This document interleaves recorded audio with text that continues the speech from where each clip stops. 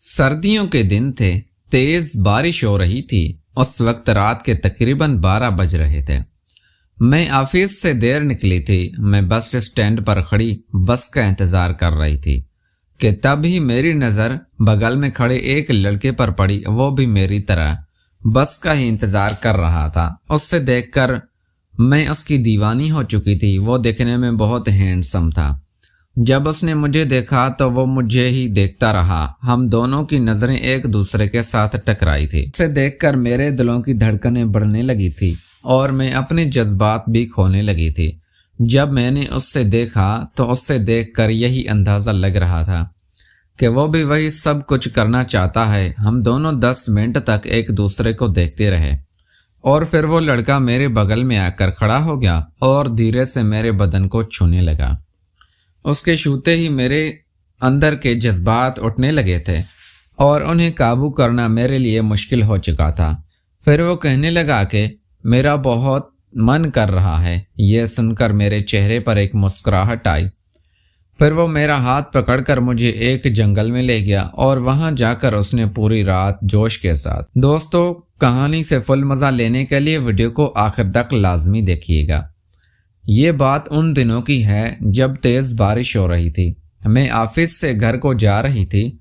Office से मेरा घर 1 घंटे के सफ़र पर था। मैं हर रोज़ ऑफिस अपनी कार पर जाती थी, लेकिन आज मेरी गाड़ी ख़राब हो गई थी, जिसकी वजह से आज मुझे बस से ऑफिस को जाना पड़ा।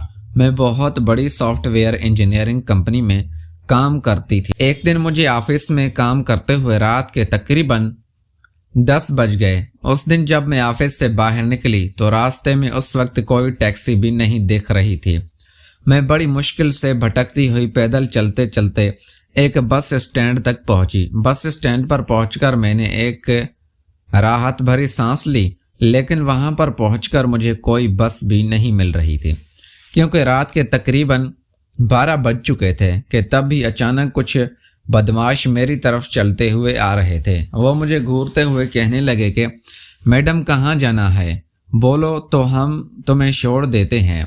बस स्टैंड पर कोई भी इंसान नहीं खड़ा था। मैं डर के मारे वहां से भागने लगी। वो भी दौड़ते हुए मेरे पीछे ही भाग रहे थे। मेरे माथे से पसीने भी छूटने लगे थे। आज मेरी मदद करने के लिए कोई भी रास्ते पर इंसान मौजूद नहीं था। पीपल के दरख्त के नीचे जाकर मैं छुपकर बैठ गई थी और मेरी सांस भी जोरों से तेज हो चुकी थी, क्योंकि मैं बहुत तेज भागकर आई थी। मैं बदमाशों को दरख्त के पीछे छुपकर देख रही थी। आपस में वो लोग बातें कर रहे थे कि इतना अच्छा माल आज हमने हाथ से नहीं जाने देंगे।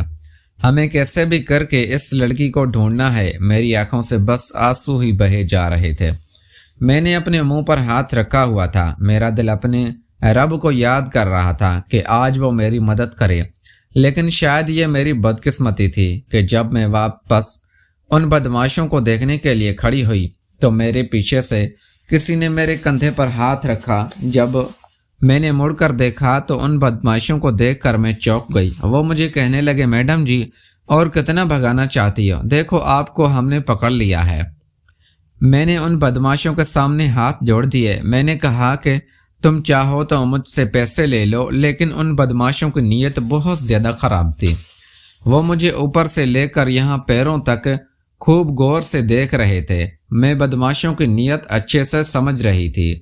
मैं अपने आप को बचाने की हिम्मत ज़्यादा कोशिश कर रही थी कि तब भी उन बदमाशों ने मेरे जिस्म से दुपट्टा खींचकर ज़मीन पर फेंक दिया और फिर आगे जो करने लगे थे, तब भी अचानक पीछे से उन्हें किसी ने आकर दबोच लिया। मैंने जब देखा तो एक नौजवान लड़का उनके पीछे आकर खड़ा था। वो कहने लगा कि लड़की को जाने दो, लेकिन वो बदमाश कहने लगे, क्या, अरे ये तेरी कुछ लगती है क्या? ये सुनते ही वो लड़का कहने लगा, मेरी तो कुछ नहीं लगती, लेकिन वो किसी की बेटी ज़रूर है। वो लड़का अकेला खड़ा था और बदमाश ज़्यादा थे। इसी वजह से वो बदमाश उस लड़के को कहने लगे, यहाँ से चुपचाप चले जाओ, नहीं तो तेरे साथ भी बहुत ज़्यादा बुरा होगा। मैं ये देखकर बस चुपचाप रो रही थी और अपने आप को छुड़ाने की बहुत ज़्यादा कोशिश भी कर रही थी, लेकिन उन बदमाशों में से एक लड़के ने मेरा हाथ कस के पकड़ रखा था।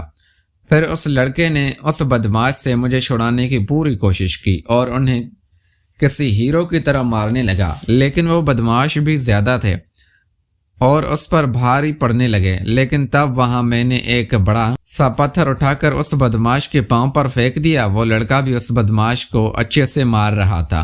फिर वो बदमाश भी डर के मारे वहां से दौड़कर भाग गए थे। मेरे दिलों की धड़कन बहुत तेज हो चुकी थी। मेरे माथे से पूरा पसीना बह रहा था। आज मेरे सर पर क्या कयामत टूट पड़ी थी वो मैं ही जानती थी। मैं चुपचाप डरी सहमी हुई उस दरख्त के बगल में खड़ी थी। तभी वो लड़का मेरे पास आया और कहने लगा, आप ठीक तो हैं ना? यह सुनकर मैंने उसे चुपचाप हाँ में जवाब दिया और दिल में सोचने लगी कि आज अगर ये लड़का ना होता तो शायद वो बदमाश मेरे साथ आज गलत कर चुके होते। मैंने हाथ जोड़कर उस लड़के का शुक्रिया अदा किया। फिर वो लड़का मुझसे पूछने लगा कि आप एक बात तो बताएं कि आप इतनी रात को अकेली वीरान रास्ते पर क्या कर रही हैं?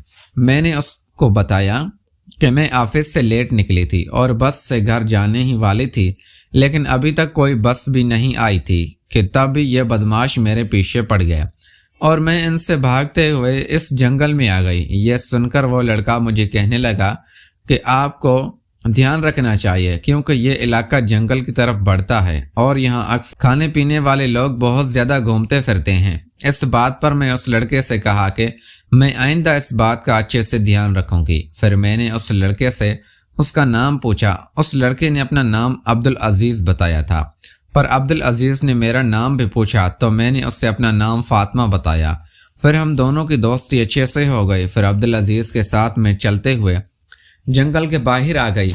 जब मैं फिर से बस स्टैंड पर पहुंची तो देखा कि अभी तक भी बस वहां पर नहीं आई थी। वो मुझे कहने लगा शायद आखिरी बस कब की जा चुकी है। यह सुनते ही मैं और ज़्यादा परेशान होने लगी थी। मैंने कहा कि आज अगर मेरी गाड़ी ख़राब ना होती तो मैं कब का घर जा चुकी होती। फिर मैं वहीं बस स्टैंड पर अपने माथे पर हाथ रखकर बैठी परेशान हो रही थी कि तब ही अचानक अब्दुल अजीज़ भी वहाँ से कहीं गायब हो गया। मैं उससे ज़ोर ज़ोर से आवाज़ें देने लगी। मुझे लगा कि शायद वो मुझे छोड़कर कब का जा चुका है। ऐसा ही उसने मेरी इतनी बड़ी मदद की थी। उसने मुझे बदमाशों से बचाया। यही सब मैं बैठकर सोच रही थी कि तभी अचानक मुझे अपनी दाएं तरफ से किसी की बाइक के हरदे की आवाज़ सुनाई दी। अब्दुल अजीज बाइक पर बैठा था। अब्दुल अजीज मुझे कहने लगा, अगर चाहो तो मैं तुम्हें तुम्हारे घर छोड़ सकता, अगर तुम्हें मुझ पर यकीन हो तो। यह सुनते ही मेरे चेहरे पर एक स्माइल आ गई। अब्दुल अजीज को मैंने बेशक नहीं जानती थी, लेकिन आज उसने मेरी इतनी बड़ी मदद की थी कि इस भरोसे में उसकी बाइक पर जाकर बैठ गई। मेरे कपड़े गीले होने की वजह से अब्दुल अजीज ने मुझे अपनी जैकेट उतार कर पहनने के लिए दे दी। अब्दुल अजीज की बाइक पीछे से ऊंची थी, इसीलिए मैं अब्दुल अजीज के ऊपर गिरने लगी थी। वो मुझे कहता, फातिमा अगर तुम चाहो तो मुझे पकड़कर बैठ सकती हो, लेकिन मुझे उससे पकड़ने में थोड़ी शर्म आ रही थी। फिर मैंने धीरे एक हाथ आगे बढ़ाते हुए उससे अच्छे से पकड़ लिया। अब्दुल अजीज को पकड़ते ही मेरे दिल की धड़कन बढ़ने लगी थी। अब्दुल अजीज से मुझे कहीं ना कहीं एक दिल टेंशन नजर आ रहा था।